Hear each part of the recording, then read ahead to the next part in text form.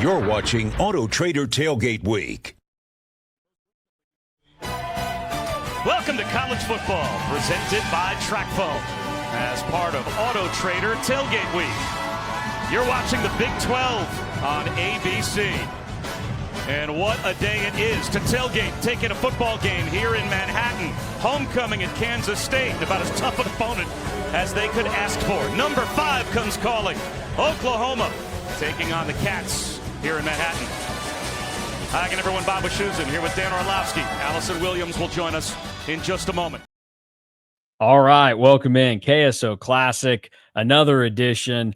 This time, the most recent one that you're going to get in this series this year. K-State, Oklahoma, 2019, year number 1 of Chris Klieman at K-State. The Cats were coming off of a win that got them back on track the week before when they had beaten TCU. And then, after that was not the prettiest of starts of the season with the Oklahoma State and Baylor losses tossed in there. It's at least a Big 12 play after a pretty inspiring win at Mississippi State early in the Chris Klieman tenure. But this was, without a doubt, the best 3-game stretch of the 2019 season, where K-State beats TCU, they beat Oklahoma, and the very next week they would go on the road and just blow out Les Miles, one of 17 new eras that KU football has allegedly have.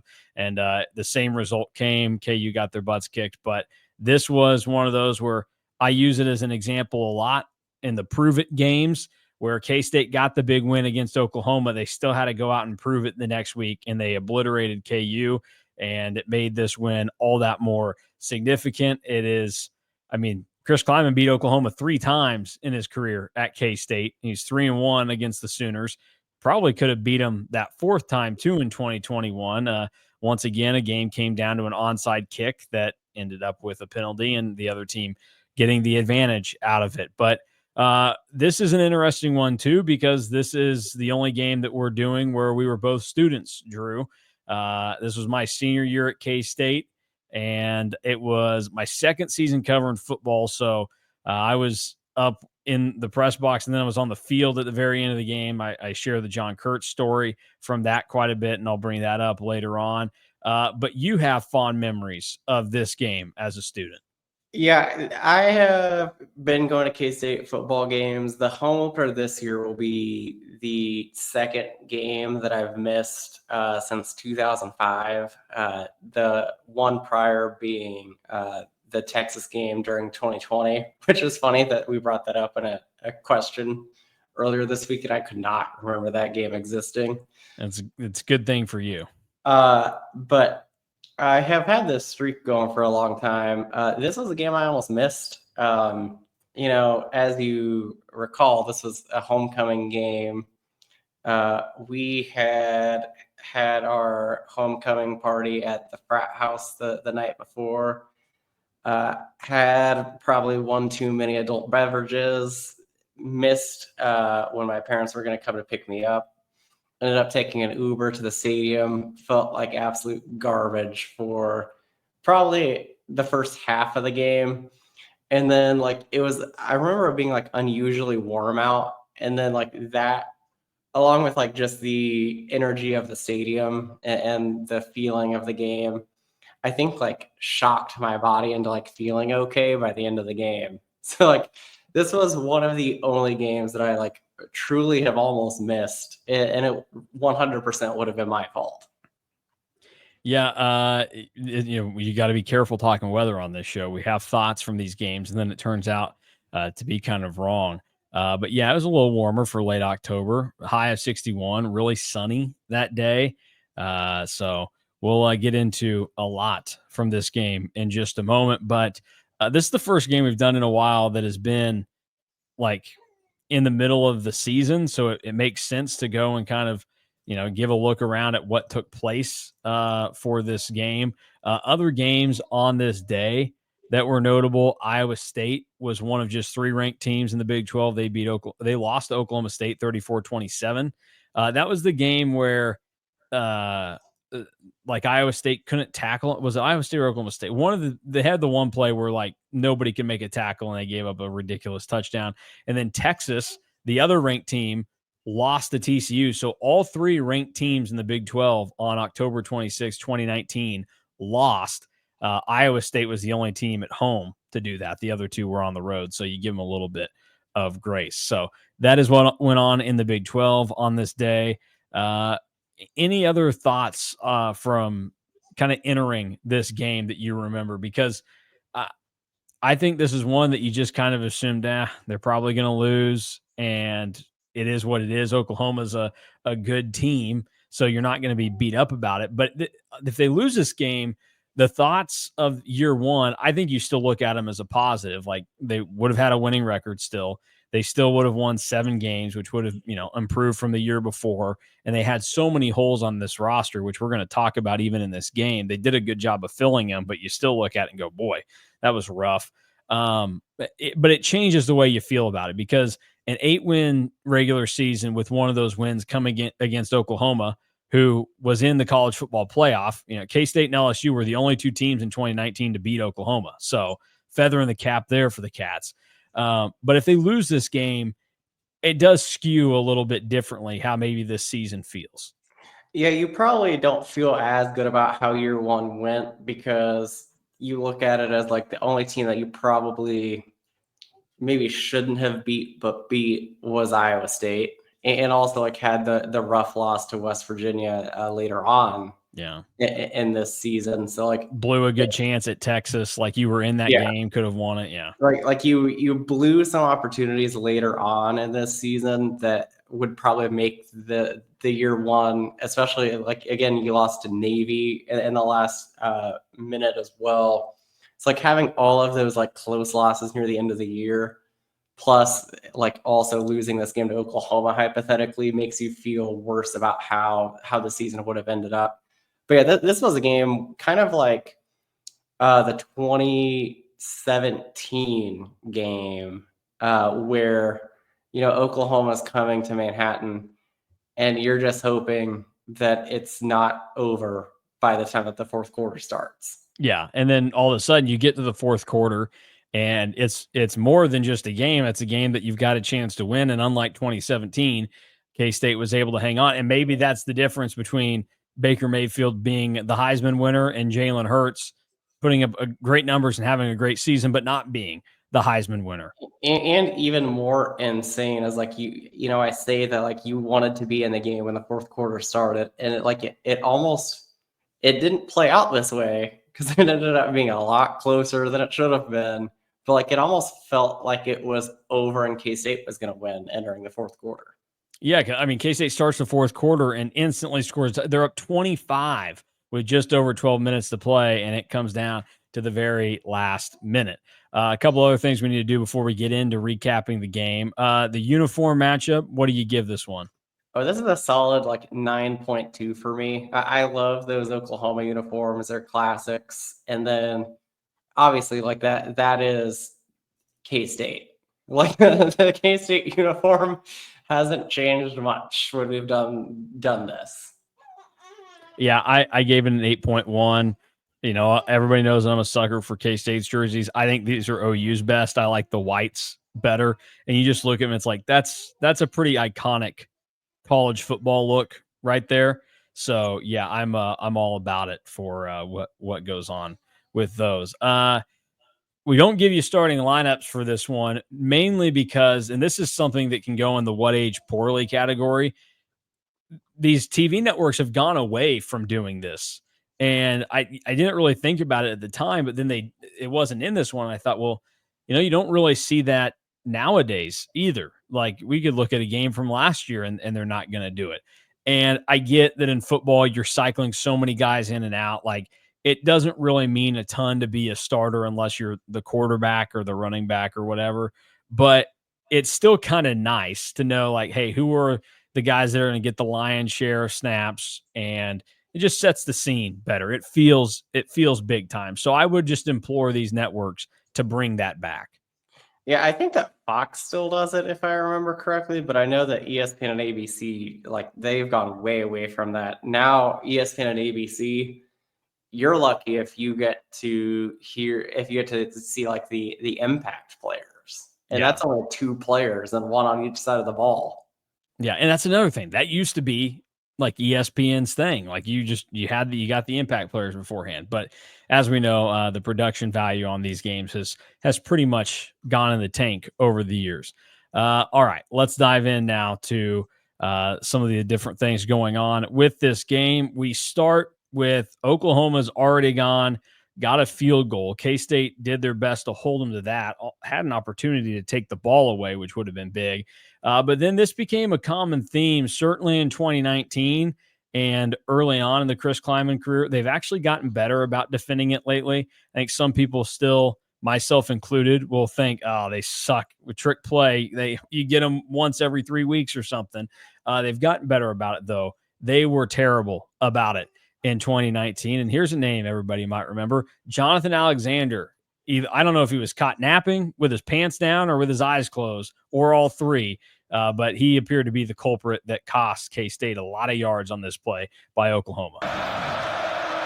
High snap, backwards pass, CD Lamb, right back to Hurts. It's a trick play, and it works to perfection. In the open field, it's Nick Besquin down the sideline and tripped up inside the 10. The creativity from Lincoln Riley, 68 yards, and it's 1st and goal. Honestly, an incredible play there by Oklahoma, and just so good. As anti Jonathan Alexander propaganda, I think everybody in the world is getting fooled by that play, especially like the overhead view that they show later on, where like they had the receiver purposely whiff the block and fall down and then get up. Like who in their right mind is going to be there for that? So that was just a great play call.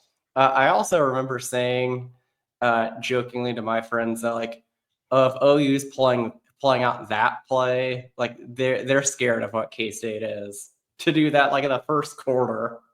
That was a wild move. Although that to me, watching it, I thought like, oh, here we go. Like route is on. This is just how it's going to be today. Stuff like this is happening. That's easy.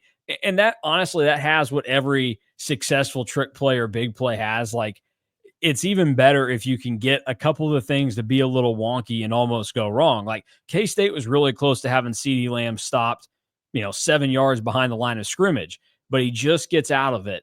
And this is a credit to Jalen Hurts then, is that he was still able to, with things kind of starting to break down, just get that ball out comfortably and quick.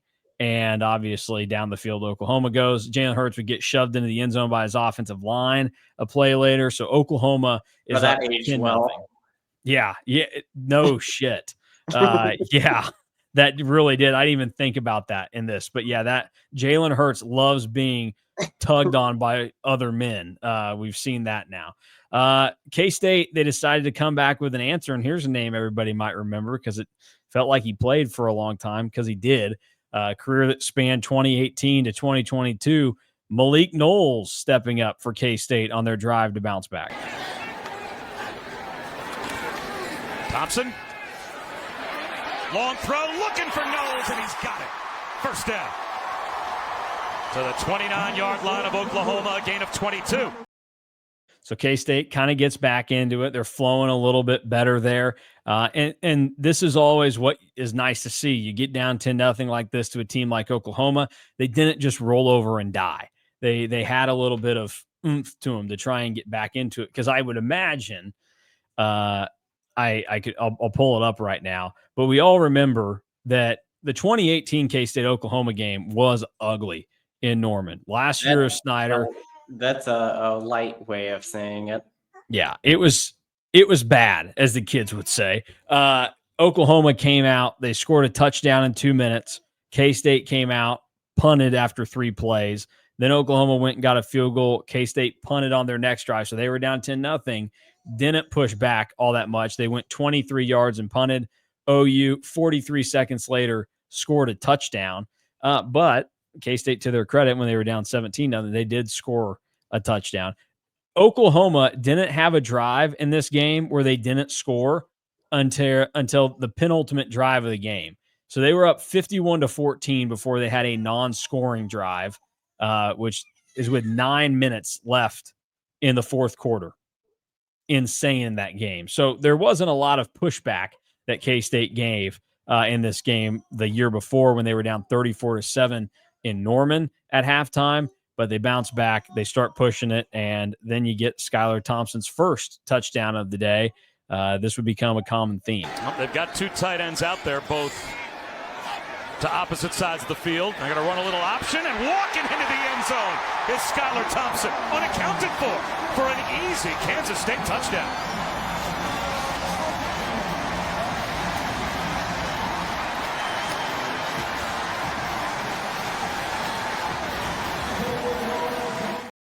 So Skylar Thompson fired up. I think that's one of the more iconic Skylar celebrations from his career. I always picture that with him, the little like dipping his shoulders and flexing move that he did there.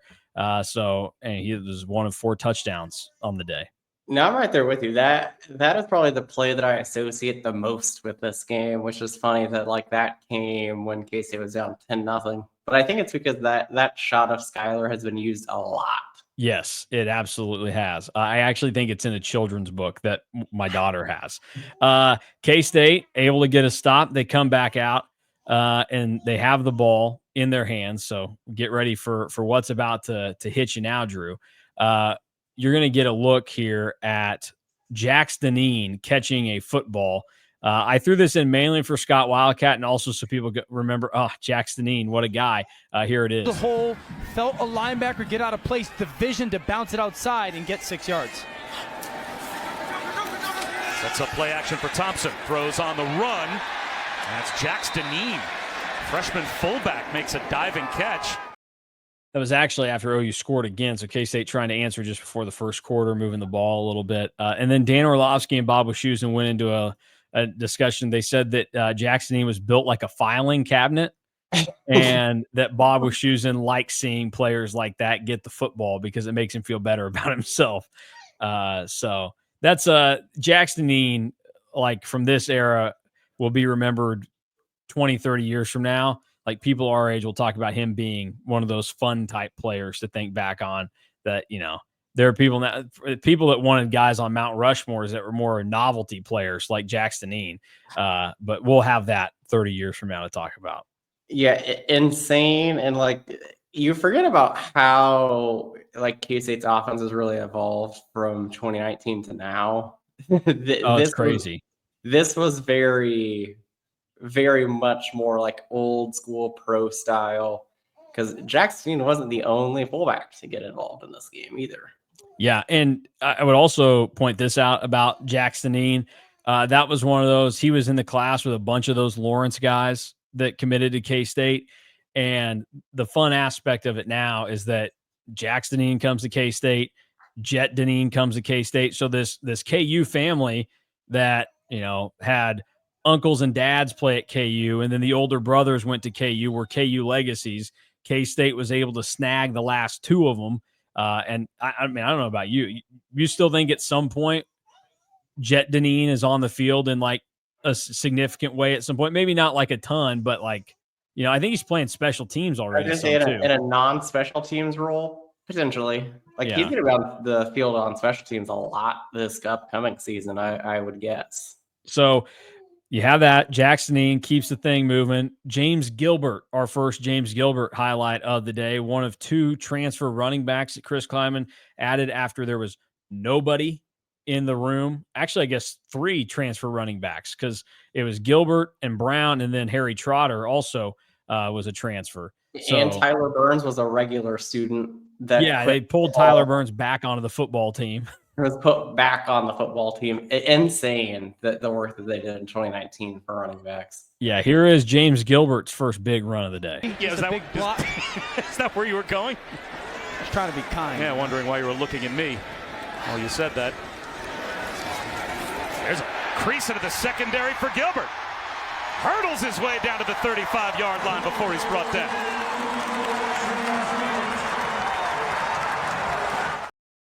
So big run for James Gilbert. They go to the end of the quarter and they come back out and we get a Actually, I think they ran a play before that, but we get another big run by a running back. It's the other transfer, Jordan Brown, who he had a good game here. And I think after this one, he really wasn't the same the rest of the year. He was pretty banged up the rest of the way. And that was unfortunate because James Gilbert was very good. I just, I have my preferences sometimes positionally.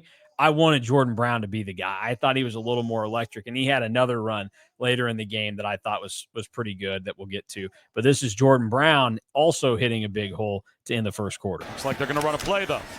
And they'll hand it off to Jordan Brown. He's got a chunk play into the red zone. And that will take us to the end of the first quarter. Oklahoma on top by 10, but 16 more yards for a ground attack that Kansas State has to lean on today if they want to stay in this game. A little bit of lore for you. You might hear the voice booming in the background. This was Mitch Fortner's first ever PA job for K-State football in 2019. I can't remember what Dave Lewis had going on, but this was Mitch was subbed in, and then this became the thing because Mitch did PA for a basketball game later in the year too. And like it just seemed like anytime you put Mitch Fortner on the call throughout the stadium, K-State was getting a big win. So you have that from Jordan Brown. Now the real fireworks are about to start for K-State, and this is going to be a little bit of a longer clip. So you're going to get kind of a feel for the environment. A little over 2 minutes you're going to get here.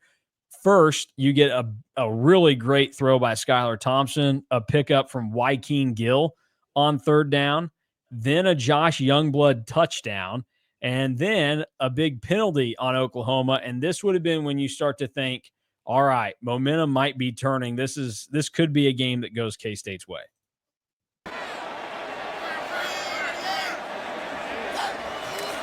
Thompson looks that way. Instead, it's the underneath man, Joaquin Gill, a first down. First and goal at the 5 for Kansas State. 13 yards, they'll mark him out inside the 5. Love so many things about it. Great stem by Joaquin Gill. Watch the ball come out of Skylar Thompson's hands right when Gill is turning his head. Anticipation, ball placement, running away from a man defender. Absolutely picture perfect by Kansas State.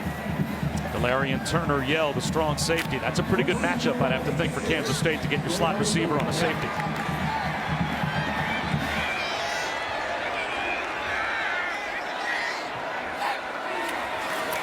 Thompson finds Youngblood, and Youngblood finds the end zone. The freshman Joshua Youngblood is able to score from 4 yards out.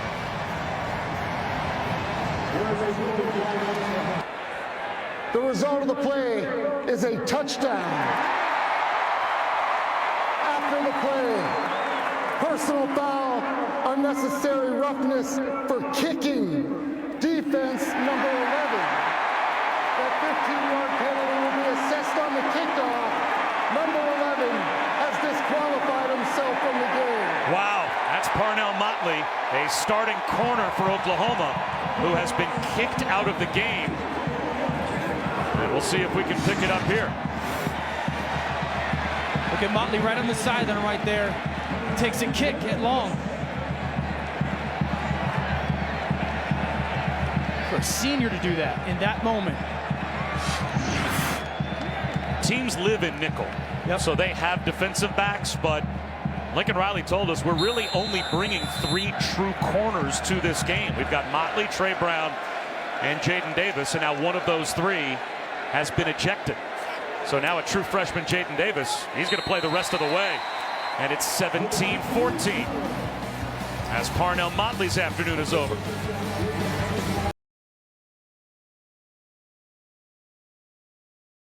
There you go. You get a nice little pickup by K-State to score. Then the added bonus of getting the crowd on your side when a guy gets kicked out for Oklahoma.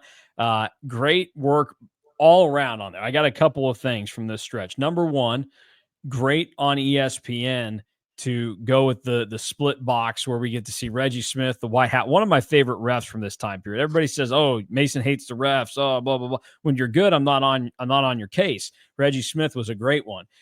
So you get the split box where they also have it bigger, where you can see the crowd reaction and a lot of purple, but a good smattering of crimson in there. So you can see the contrast between arms in the air and celebrating when they announced the disqualification, and then, the angst that's going on there. So that's great. Funny, we got Logan Long as a tight end there, who eventually turns into an offensive lineman. I kept it in long enough so you could see, because this was classic from 2019, the Blake Lynch, Devin Anktel made kick celebration, where Anktel, just as high as he could be, made Blake Lynch jump to give him a high five. And then I got a question for you, Drew. I have an idea for how we change assessing penalties on kickoffs. Okay. Because it does you really no good to have the No. penalty assessed on a kickoff, unless, you've got some serious onions and you're just like, well, okay, we're 15 yards. Let's just do an onside kick now. If we don't get it, big whoop, which I think more teams maybe should actually do. Anyways, what if you could, instead of assessing it on the kickoff, you change the language to it is assessed on the first play from scrimmage that is going to be ran. So you kick the ball off, and a team, fair catch, okay, we're getting at the 25. No, you're getting it at the 10. Or you can return it. Say you get stopped at like the 10. Okay, it's half the distance. You're at the 5. Or you have a big kick return, and you can you take it out to, like, I don't know, the opposing 35. So now you're at the 50. That would be my change and my suggestion to the rule books. I'm now on board. This is the number one thing I would, if I got one rule change, I would do that. Honestly, not your worst idea that you came up with. So then, like, they run the kickoff back, then it's still that first play for scrimmage the next time they get the ball? No, I would just say that's tough crap. That's the risk you run. And like that, it would also add in, it entices more teams to try to take the kickback. Now, everybody's talking, oh, we got to find ways to get people to return kicks again in football. There you go. It's going to, and like, there's a risk reward there for both teams, because you might, if you kick off with the 15-yard penalty, you're just booming it through the end zone so they can't return it. If you're the other team, you try to take it out, and you either get the yardage back, or you lose some more yards, and you're backed up at like the 7 or something like that. This isn't a bad idea. I like it. I'm also with you, though. If something happens that, like, you get the 15 yards on the kick, you either need to onside it or do like one of those like pooch coffin corner kicks to like the 1 yard line. Like, I think it's so dumb that teams like use that as like, oh, let's kick it as far as we can. Yeah. Like, big whoop, you're 15 yards shorter. Yeah, you think wide receiver 7 on this G5 team's gonna take the kickback on you? Please. All right, so K-State back in this thing fully. On their next offensive drive, we get another big Joaquin Gill first down conversion. A lot of Joaquin Gill in this game. He became a reliable receiver throughout this season. Here is another Joaquin Gill grab. I like the look of the defense. I'm going to let the clock go down to 0 and call a timeout. I'm going to find Malik Knowles one-on-one. He hasn't been covered yet today. And they know they have to take risks at some point offensively because of the points they figure Oklahoma's going to put up. 4-man rush. Wide open. It's Joaquin Gill. First down and more to the 20-yard line. That's a 4th down conversion and a big one. A gain of about 14 yards. This is kind of where you just start saying to yourself, because this was the other thing. This was Alex Grinch was supposed to be the savior of Oklahoma football, and they highlighted before the game how Oklahoma's defense had changed through the start of the 2019 season versus the 2018 season. They didn't really look at the fact in there, though, the opponents that they had played in 2019 or 2018 versus 2019, because I think in 2019 they started out against like KU, Iowa State, and whoever else was at the bottom of the league. 2018 they played a bunch of better teams, but 0 coverage there on Joaquin Gill. Did not get to say this much in his time at K-State. Courtney Messingham was in his bag in this game. He was. That was a great play call and route concept that K-State had, because everybody went to Malik Knowles on the fly route, and Joaquin Gill had nobody within the same zip code as him. And we're gonna talk about great mess play calling a little bit later here too. A mess staple really that ends up coming up from this. Also, just to backtrack a little bit, what did you think of the strategy of Oklahoma only bringing 3 corners to this game with them to travel? Seems a little bit odd Oh, I have that down as something that didn't age well. Yeah, this defense was atrocious. K-State had to settle for a field goal, though. So it's 20-17. The explosive Oklahoma offense is getting the ball back as the clock's winding down in the first half. You're thinking, oh, they're going to do something. And they said to themselves, this Chris Kleiman guy, he and Scotty Hazelton, clueless when we run a trick play. Let's try it again. First 2 plays of Oklahoma back out on the field went about as well as K-State could have hoped for. 5 yards or better that have taken less than 1:21 off the clock as Hurts gets racked up behind the line. So they're more than capable, but not if Reggie Walker has anything to say about it. About that job by A.J. Parker, too. Reggie Walker chased down from the backside in the corner. A.J. Parker, who was playing cover 2, you know, that flat defending corner, comes up willing enough to be aggressive on the tackle. Big play. And time coming off the clock as well, down to 53 seconds. Jalen Hurts, backwards pass. It is another trick play. Basquin pulls it down. Now he's going to fire one. It's tipped, and on the count, it's intercepted. A.J. Parker. A takeaway off the trick play for Kansas State. I think that is one of the better crowd pops from the last 10 years of K-State football, is that moment where that ball is up in the air and A.J. Parker picks it off. And it's a hilarious play because in theory, in a lot of ways, it should have worked. Number one, at the very least, Basquin could have just taken off and ran because Daquan Patton had got him like kind of to where he thought about it and stopped at the line of scrimmage and then turned his back to him. But then he throws the ball and hits the receiver in the hands. Like, it probably should have been caught. Instead, he's not ready for it. It bounces in the air, and A.J. Parker takes it the other way. This, to me, this is the iconic play of this game. Yeah, no, that is, and especially the celebration of the entire defense running down to the end zone. That wasn't very popular in this like 2-year stretch. You got a turnover, you ran to the end zone. Weird. Yeah, and this was, you know, and to this point too, like I said earlier, when K-State answered with, you know, that stretch of touchdown, the player gets kicked out of the game, all that, it felt like, okay, this could happen. But they still were kind of going tit for tat with Oklahoma in this game, where they were just a step or two behind. Like, they had to settle for the field goal, so they couldn't score the touchdown and go up 21-20. They were down 20-17. Now Oklahoma's got it again. They could go up 28-20 before halftime. And you're thinking, this turned it all around. They come out with the offense, first and second down, wasted plays, but this is another classic Courtney Messingham move. On 3rd and 10, you think, you got to put the ball in the air. How are you going to get these 10 yards? He said, no, let's just lull them to sleep and let somebody's legs do the work. I don't want to just give it back. Oklahoma shows blitz. Here they come. Quarterback draw. Skylar Thompson, one-on-one, breaks a tackle. Touchdown.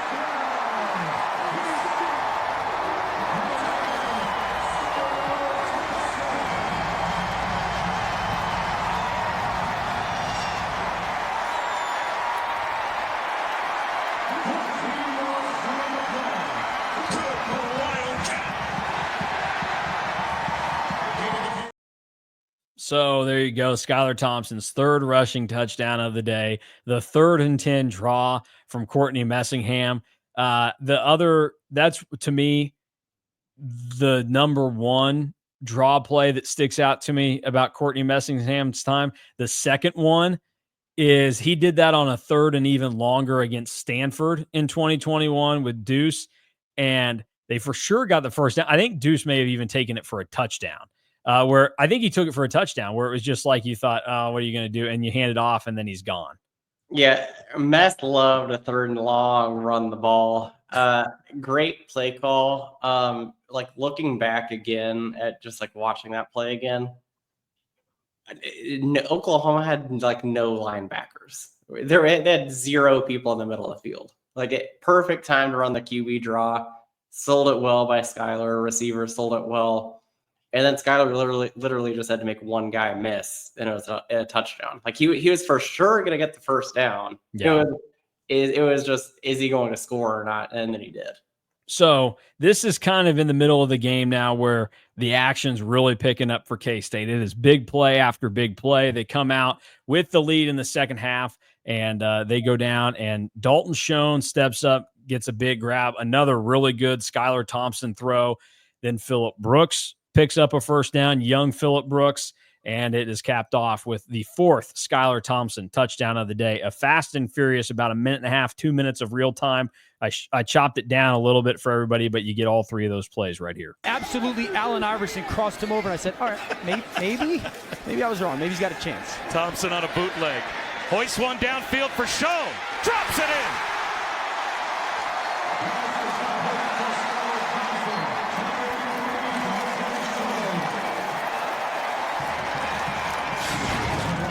The same play that Thompson had thrown away before. Under pressure, look at the air, and he totally throws Schoen open, leading him to the sideline. Difficult throw up on the run. Beautiful arc of that football, and Schoen coming alive in this second half. But that's because Skylar Thompson was willing to throw that same play away before. Courtney Messingham, his play caller, dialed it up again. Bubble screen. Phillip Brooks inside the 5. Close to a first down. Steps out right at the marker. It might be first and goal. People always ask the quarterback run. Skylar Thompson. He's got another K-State touchdown.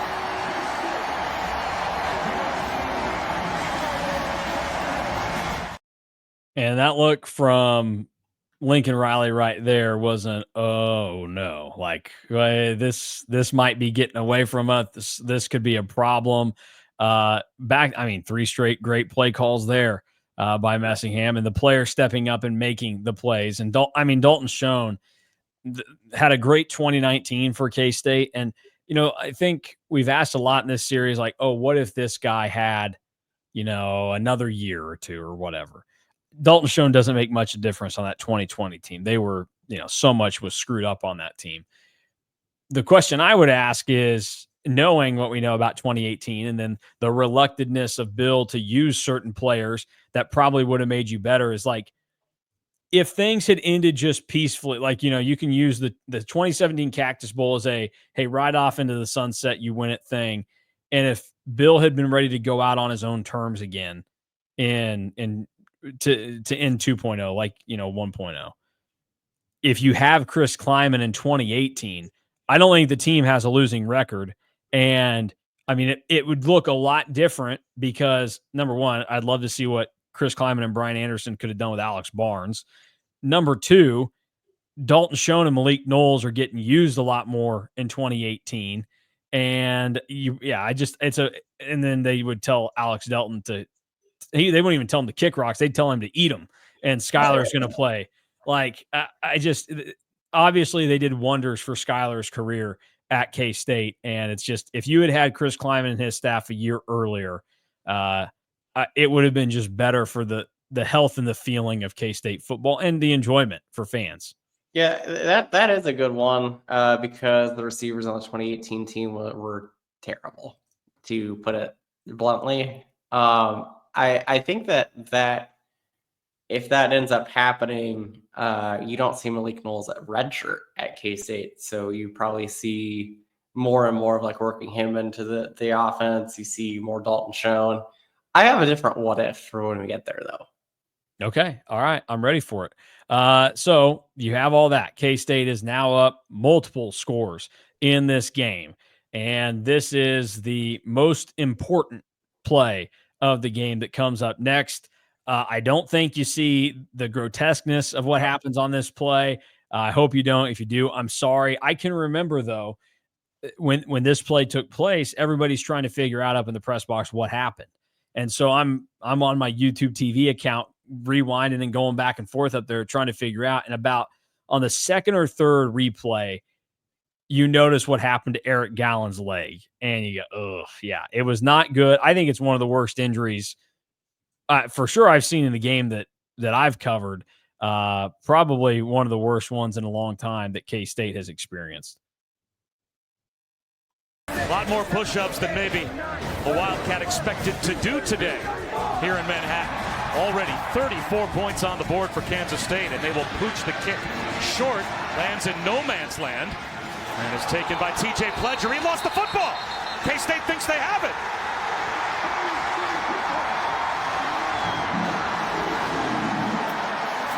A turnover on special teams by Oklahoma.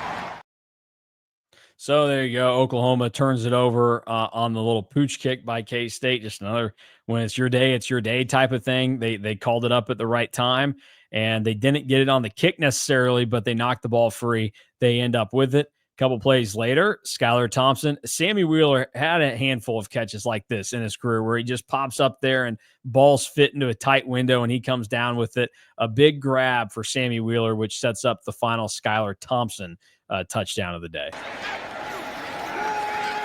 Thompson to throw instead. Down inside the 5-yard line to Wheeler. It's 1st and goal at the 3, a gain of 20. The timing and accuracy by Skylar Thompson. One hitch, trusted, put the ball on the line, in between 3 defenders, and then Wheeler, as he's getting hit, being able to hold on to that football. Skylar Thompson has thrown the ball into some tight windows in this game. It's because the timing and anticipation that he's had, though. Quarterback run. You got to anticipate quarterback run. There it is. Thompson at the goal line. He's in again. 4th rushing touchdown of the game for Skylar Thompson. I don't know if you call it great blocking by Josh Youngblood there or just a highlight of why Oklahoma was so bad defensively under Lincoln Riley, and you would just say that the DB was soft on trying to get off the block to even make an attempt at Skylar Thompson. But once again, and we've seen it throughout Chris Kleiman's career, that he's had teams that they show up in a certain game and they know that quarterback run is going to work for them. Texas Tech in 2023 stands out as one of those. But Skylar Thompson punches in, and that's where K-State now has another score, and it's a pretty sizable lead at this point. We've talked about there were certain instances in this game where you're like, oh, it might happen today. Like, everything seems to be going well. This was the moment that I was like, it's happening.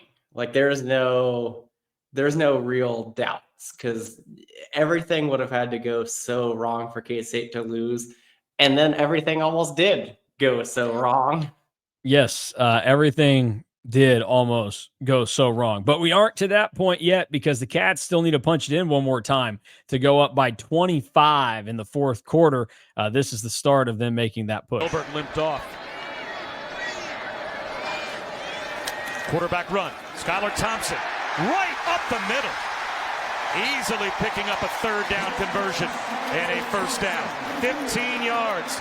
And that takes us to the 4th quarter. Can you believe what we're watching here in Manhattan?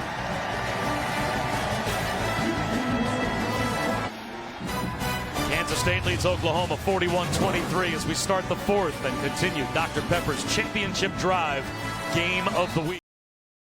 Oh, Drew doesn't have his 4s up. I guess he's not ready for. There we go. Get your 4s up. All right. 4th quarter underway, and here is the run from Jordan Brown. I thought, I can remember in this one, I thought he was housing it. I thought it was going to set the place on fire. He didn't, and then James Gilbert got to steal the glory from him. They run it here on 3rd down and 1. They certainly can. 1st down and more. Getting free. Jordan Brown looking for the pylon. Short of the end zone, but it's 1st and goal at the 2.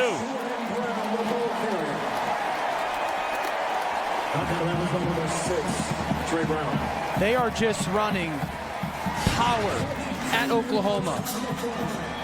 You block down on one side, you pull a guard all the way around, and the running back's vision, the cutback has been there so much. I am blown away by how soft Oklahoma's defense looks up front. They looked soft, and they're getting pushed around by Kansas State's offensive line.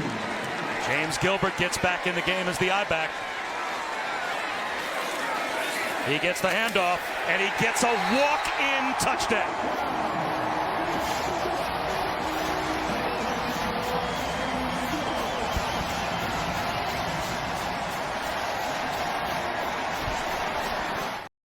That was K-State's 3rd 10-play touchdown drive of the day. and they were up 48-23. And you heard Drew allude to it.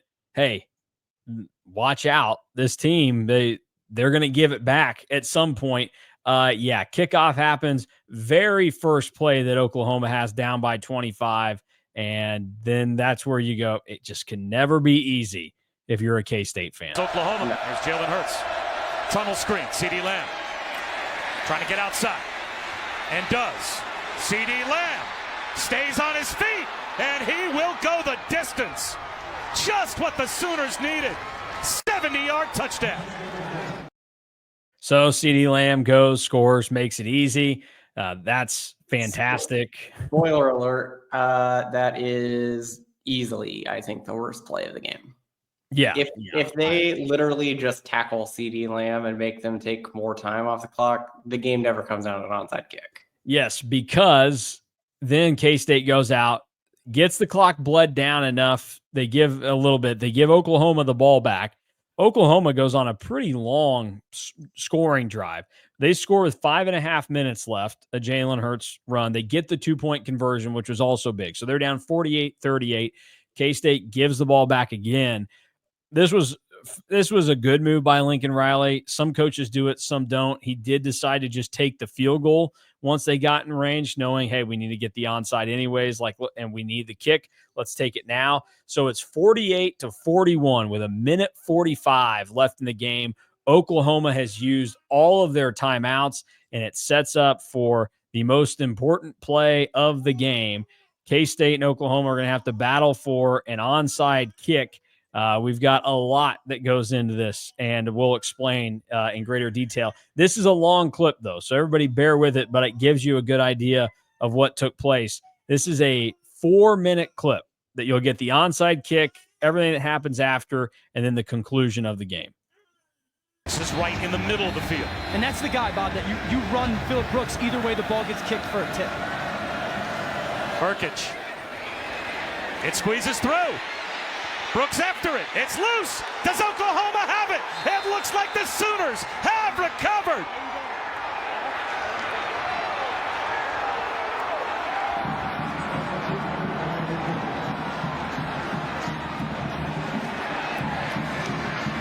Braden Willis, the tight end, at the bottom of the pile with the football.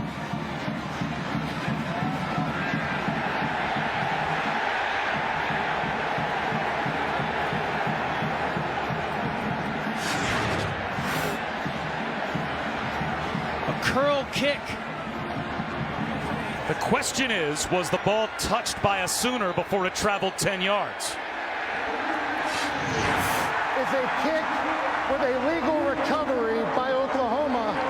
The previous play is under further review.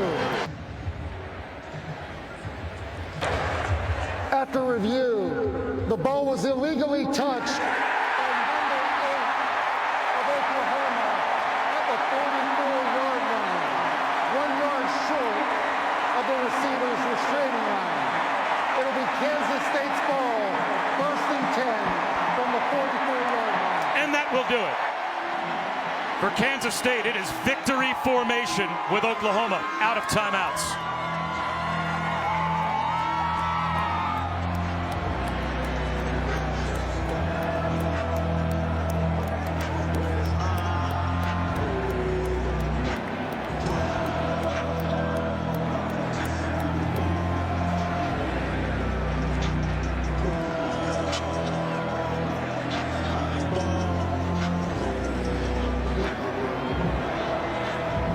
Lincoln Riley's going to get his 10 cents worth with the officials. But us syncing those replays up, I think, Dan, made it about as conclusive as you could that the ball was touched before it went 10 yards. Yeah, and I think that, listen, he hasn't had the opportunity to see the replays like we have, right? And I would be doing the same thing if I was Lincoln Riley. And I would imagine he's going to get in tomorrow or tonight. He's going to look at it and say, yeah, we were 2 feet, a foot from being able to recover that football.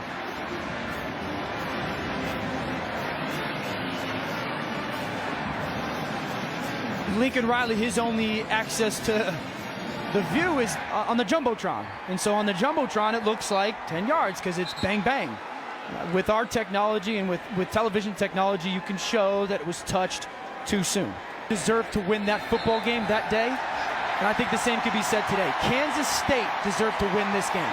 And they end the true road winning streak for Oklahoma. What a win for Kansas State as they take down number 5.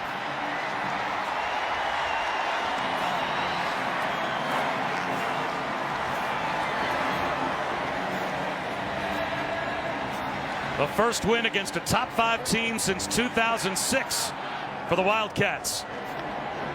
And the first true signature win for Chris Klein.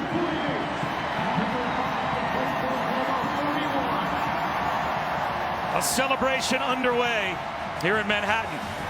And it's going to be a regroup now for Lincoln Riley and the Sooners.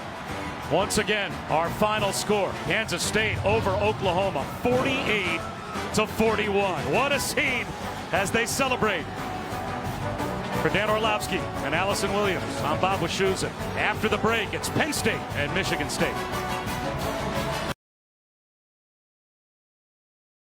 So there you go. K-State wins it 48-41 after all the drama that goes on there. I do want to This is right in the this here real quick. You can see towards the end of this, if you want some highlights here, the backs of myself and Grant Flanders walking across the field. There were some good pictures of Josh Youngblood after this game.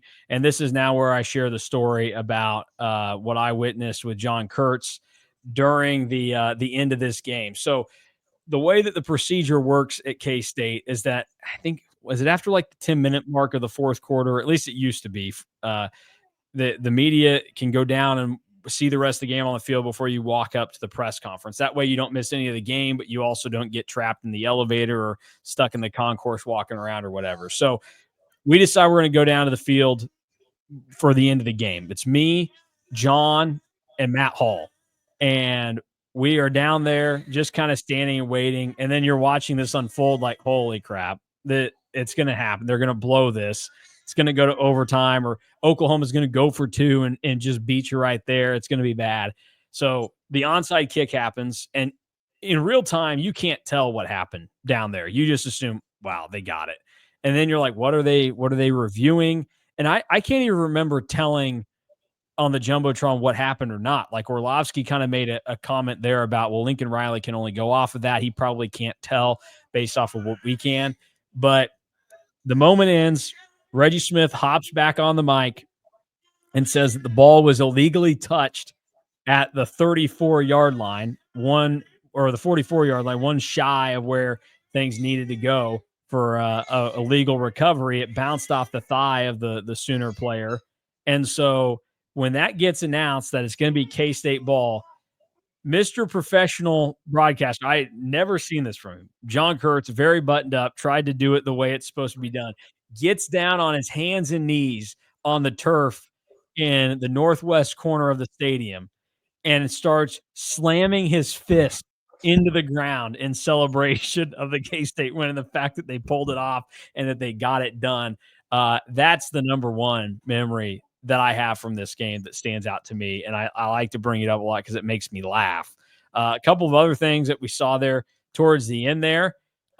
We had Shane Beamer making an appearance, looking wildly confused behind Lincoln Riley. So there he is. They're both trying to figure out what the heck happened. And then you wanted to mention one of your favorite things from this broadcast was the Bill Snyder binoculars shot, which RIP Grant KSU, just dead on social media, had some good tweets using this in the past.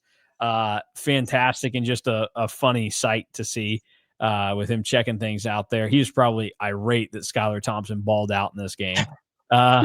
Those are a couple of the highlights from the broadcast that I wanted to bring up here. Yeah, those two. The other thing that I would say, that like end sequence with Mo Bamba, like one of the top moments that I had in the K-State student section for not just a football game, but like basketball too. It was so loud, and then storming the field was also really fun. A little bit overrated because it gets pretty crowded. Then like you're just down there and you're like, okay, now what? But still a fun experience, and just like how this game really played out, it didn't really feel real at the time. Also, another one, like when we've done these games, it's been all games that like we hadn't really seen before or really like experienced. This one, like we fully got to experience it, but this was my first time like going back and watching it again, and it was a lot of fun. Yeah. Off the top of your head, where would you rank this in terms of iconic wins for you during your time as a student? Because I would put this number 2 behind 2019 KU basketball. Yeah, I would say it's probably number 2 behind that KU basketball game in 2019. Also, I mean, the top 3, I would say KU basketball 2019, this game, and then K-State beating Kentucky in the Sweet 16 and 18. So I'm just going off of, were you at? Did you go to that Sweet 16 game? No, but I Okay. got to. I still Yeah. hear So it. I'm going off of games that I witnessed with my own eyeballs. 2019 KU basketball, 2019 OU football, 2017 Iowa State football, the Skyler throw to Isaiah Zuber with no time on the clock and everything that went down in that game leading up to the win. Number 4, West Virginia basketball in 2017. It was my freshman year. It was a blackout game. K-State, I think, trailed at the half, but they kind of went on a little run. There was a big Dean Wade dunk in there. I think it was the only basketball game I got my now wife to go to with me that year. And then number 5 that I put on there was 2019 Oklahoma basketball. So when you clinched the Big 12, and that was just like that, K-State got out to a nice enough lead in that game. They were locked in from the start. The crowd was great. You know, the Dean Wade making Brady Manick cry and lose his mind and get another flagrant and get booted from the game. All fantastic. And now that I say that, I'm starting to think, are there like real problems that Oklahoma people have mentally with being able to keep themselves composed and in a game? Now that it happened multiple times in different sports for the Sooners when they came to Manhattan. But those are the 5 that off the top of my head that I would give shout outs to.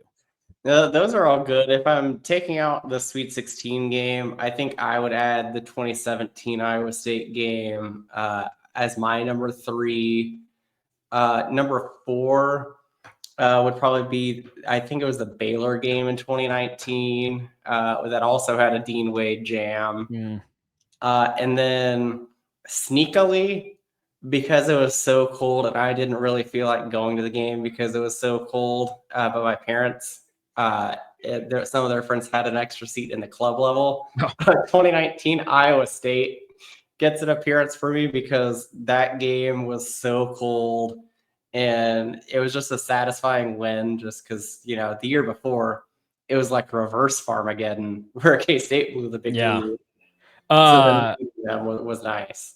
I need to throw in there 2018 KU needs to be mentioned for football. It was a terrible game, but K-State saves it at the very end.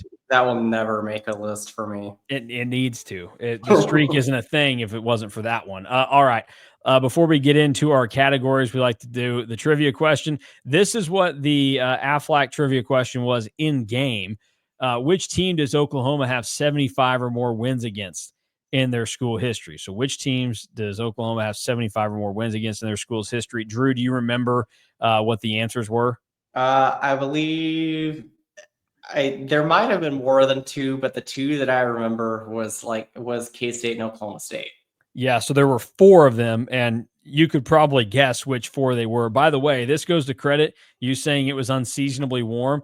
I remember this from the game. Lincoln Riley made a wardrobe change at halftime. He was wearing just the crew neck sweatshirt, and he came out in the lightweight hoodie for the second half. It was Iowa State, KU, K-State, and Oklahoma State. So there you go. And again, that just the Oklahoma State thing is so weird to me about like that you could just be dominated that bad. in a football rivalry like that. Anyways, here is the Aer Lingus trivia question. You can go to cats2ireland.com to get your hospitality ticket and travel info right now. Last second arrangements made for it. KU won their only Big 12 game of 2019 against who on this same day? I knew that this was going to be the question when you didn't bring up that KU played on this day as well. They beat Texas Tech on also hilarious fashion. Texas Tech blocked the field goal that would have won the game. But then inexplicably, their guy tried to pitch it back to another guy. And then KU gets another shot at a field goal and makes it. This also led to the "Who is K-State" moment, which then Who we play? which made the next week even funnier when Les Miles was calling timeouts to get his son a touchdown to make it not 38-3. Yeah, that was. I mean, I remember. You know, this game gets played. It's exciting. It's fun. I get back home. I'm sitting around with my roommates watching the Texas Tech KU game. And it was one of those that the block happens. You're like, oh, this is hilarious, whatever. And then the dude pitches it. It's like, what the hell are you doing? And KU gets a second chance. And it's like, for about 5 seconds right there, because I was so invested in watching Tech, just break the hearts of KU. I was wearing my my Marshall's purchased Texas Tech shirt that I'd found hanging around for cheap, rooting for the Red Raiders. It took away the fun of the day for about 5 seconds. I was like, well, this day sucks. And then I remember, oh, wait, K-State just beat number 5 Oklahoma. It's all good. But, yeah, that's a hilarious game. Hilariously, like after that, the pitch happened. I remember saying out loud to my roommates, wouldn't it be funny if they blocked it again? But then they didn't even get close. Yeah, I would have been a lot funnier if they had blocked it again. They did not, and that's the end of that. So there you go. That was KU's only Big 12 win of the season, was against Texas Tech in hilarious fashion on this day. All right, let's get into the categories. It's already been a long one. We'll get through it pretty quickly for you. Best play for me, it's either the pooch kick recovery or the 3rd and 10 draw before the half. I think because of the call that had to be made there, Skylar Thompson was the best player in this game on this day. I think I give it to the 3rd and 10 draw before the half. Yep, we're on the same page. Mine was the 3rd and 10 draw before the half, with honorable mention to the trick play interception, because AJ Parker was one of the people that was not fooled by that play. Very true. Worst play, it's either the trick play that OU ran to set up their first touchdown or the 70-yard one-play drive for CeeDee Lamb after K-State goes up 25. For me, it's no contest. It's the fact that you come out, you're up 25 with 12 minutes left, and the only thing you can't do is give up scores fast, and they just take one play, and CeeDee Lamb, the entire defense had a chance at one point or the other to tackle him, and they didn't. And, he had a ridiculous game. He and Jalen Hurts were incredible in this thing. Yeah, I already said that mine was also the CD play. K-State, in this 2-3 year stretch, was very prone to getting on Sports Center social media or ESPN social media or Fox's for egregious tackling. Yeah, not great. Not great at all. What aged well from this game? Well, Jalen Hurts and CeeDee Lamb certainly did, for how not only their college careers went, but they got to the NFL, and now CeeDee Lamb's a great wide receiver, and Jalen Hurts has gone to become a really, really good NFL quarterback, a Super Bowl champion quarterback, and like you mentioned earlier, him getting shoved in from his offensive line for touchdowns. Nothing has ever aged better that we'll talk about in this series than that. My first one might be a little controversial because you're a uniform guy. I actually really liked the CFB 150 patches on the uniforms. Hey, I like them too. I thought it was a great look. We need more patches celebrating college football if they're going to look like that. What do you got next? The only other two that I have is this crew, and then the graphics from this era of ESPN. For this crew, Bob Wischusen is great calling games. Dan Orlovsky was able to parlay this into becoming one of the mainstays on NFL Live. So his voice on the NFL side had expanded. This is the second time they had done a game, this crew for K-State this year. They did the Mississippi State game as well. They were really good. And then Allison Williams is really good on the sidelines. She had a little bit of a tiff with ESPN during COVID, said, so she was out at ESPN, but immediately got put on what I thought was Fox's best broadcast team of Benetti, Hurd, and herself. So she's been great at both ESPN and Fox. And like, that's where if you put them up against each other and you said, okay, who's better, Jason Benetti or Gus Johnson on play-by-play, I'm taking Jason Benetti. If you say Platt or Brock Hurd, okay, you can make the argument. You can give it to Klatt, whatever. It doesn't matter. Allison Williams blows Jenny Taft out of the water. Jenny Taft is the most overrated sideline personality in the game right now. So there you go. A great crew for this broadcast, and those were the final two things that I had. The final two things that I have, one is like just climbing, or one is like two things with climbing, and it's him, number one, beating OU. Number two, him always wearing a hat has aged poorly, or aged well, sorry. And then I was going to say aged poorly, man. I was looking at the next line that I have for things that aged poorly. And then you already mentioned it, but Mitch on PA aged well. That's a great call. How dare I not put that in here? Yes. And like I said, Mitch went on a stretch there where he was Mr. Big Game when he got the call. What aged poorly? We noted him earlier, Jonathan Alexander. I mean, everybody thought he was awesome in 2019, and then he was very not awesome in 2020 because he didn't play and was still a massive problem for this team. The other things that aged poorly, Scotty Hazelton and Courtney Messingham, just a few years later, neither of them were on staff. Hazelton, because he kind of got a job upgrade, but he's a what's aged poorly because I think he's lost his shine in a pretty big way as a defensive coordinator. And then Mess because, he had a great game here, and this probably had some people fooled.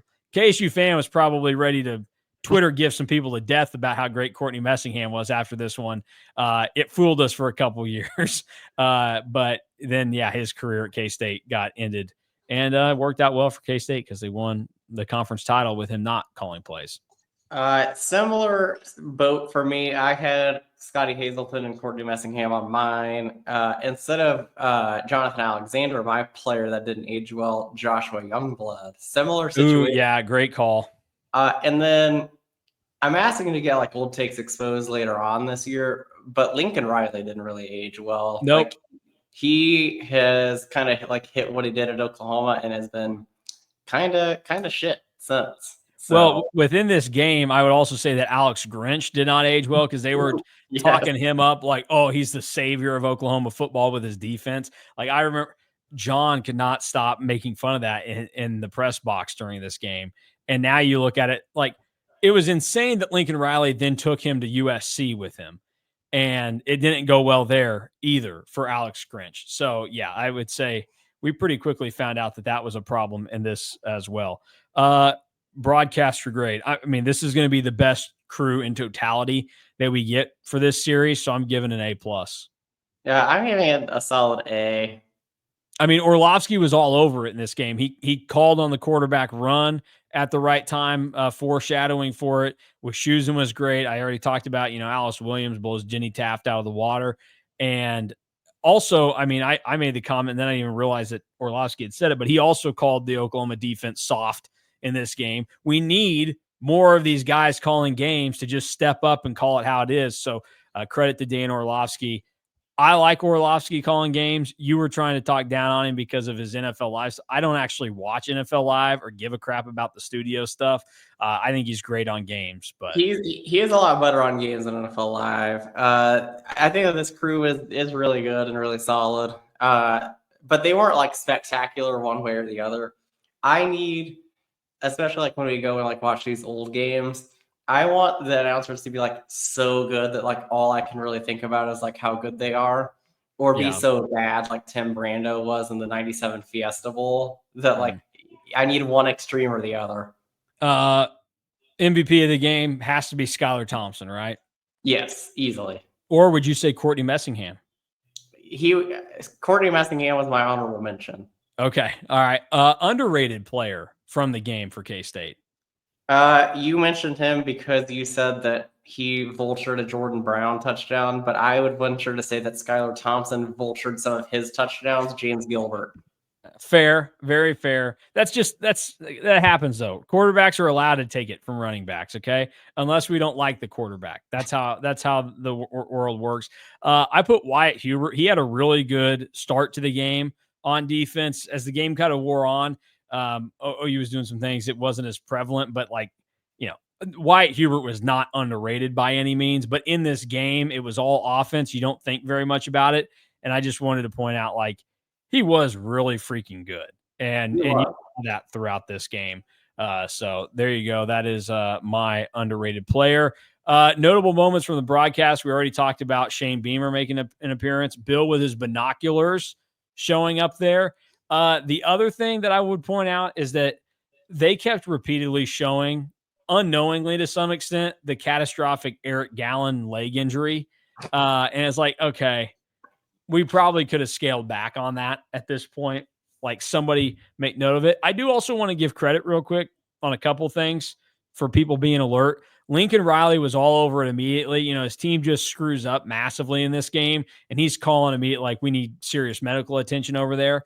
And then also back to those refs earlier, the fact that they were on top of it and correctly called the kick that took place instead of flagging Logan Long for kind of shoving the leg away or some of the other stuff. I'm just letting everybody know that I'm impartial. And I can give credit to the people when they deserve it. So there you go. Yeah, Lincoln Riley does deserve a lot of credit for that. My notable moments for the broadcast, we already talked about that. Snyder, Shane Beamer. Getting to hear Mo Bamba on the broadcast was really fun. Just how long that review was. And Orlovsky and Wischusen were right on it from the jump. And then did a good job of filling up the time and the space, because that review felt like it took 30 minutes. Yeah, in real time. It took almost 6 full minutes from the time the ball was kicked to when K-State got announced that it was going to be their football. It felt like an eternity in the stadium. The other thing that I have that's notable from this broadcast is just because it was funny, and this broadcast crew was very, very good, as we've said. But it does add into a what aged poorly, and also just a funny moment from the broadcast is one of the early plays. K-State runs a design quarterback run, and Dan Orlovsky says that Oklahoma is going to be really prepared for the quarterback run today because they need to be, and they were not. Yeah, no, that's apparent. They were not prepared for it. Moving on, closing things out. Random player from this game. I got 2 of them for you, at least in terms of guys that just kind of stood out. Kevion McGee, I think he makes a couple appearances in there and you go, guy with the nose piercing, number 7, ended up transferring. I don't know why, but it just stood out to me I remember that name. Kind of a guy, but not really a good one. And then you also get a shot at one point. I think it was even in one of the clips I shared. We see true freshman Cooper Beebe floating around on the sidelines. So those were the 2 that I had. The 2 that I have, one we already talked about because he got kicked, but tight end version of Logan Long. Yeah. And then the other one was because I just noticed it because it was one of the first plays Oklahoma ran was just right at this guy, Daquan Patton. He must have been hurt because he was not as athletic as I remember in this game. He had a pick in the game against KU the next week. And that's one of my guys. We had Fiction into Film together. So he made a phenomenal parody short film of Pulp Fiction in the class.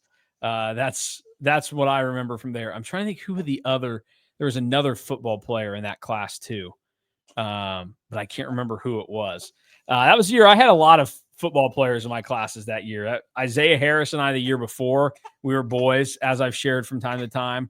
I've made my daughter suffer through this far too much. What's your rating for this game, Drew? Highest of the series so far, 9.3. Yeah. Everything that you'd want from this game, high scoring. upset. Didn't really expect to win going into it. And then also, like, for us, like, this is our nostalgia game. Yeah, this is the one that you're going to tell people about when you get old and you're like, oh, that was an awesome, incredible game that I got to see at home as a student. I give it an 8.8, pretty high. It was, nonstop action. K-State had to make a comeback. Then they had a big lead. There were big plays time and time again. So I give credit there. I already mentioned kind of my what if. Did you have a what if you wanted to sneak in before we exit? Yeah, my only real what if is like, what does the season look like if K-State, and how do you feel about the season if K-State beats West Virginia? Oh, man. It feels a lot different. Like you end up winning 9 games in Kleiman's first year, in a year that you were just hoping to get to a bowl game. But then, like, the other thing like I thought about as like a butterfly effect is like, but you beat West Virginia in 19. How do you feel about what happens in 2020 if you had just came off winning 9 games the year before? I don't know. Maybe you feel a little bit better. And then the other thing that you have to consider is they probably end up at a better bowl game than the Liberty Bowl. So, like, does that change things too? I don't know. But that'll do it for today's KSO Classic. K-State takes down Oklahoma 48-41. How things have changed. I would not have thought that I'd be sitting with a screaming baby when this game took place in 2019. I am, though, and we'll close up shop and enjoy the rest of the weekend. We'll be back again on Monday, getting closer and closer to the start of the season for K-State and Iowa State in Dublin. So for Drew Galloway, I'm Mason Voth. Thanks for watching and listening to the KSO Show.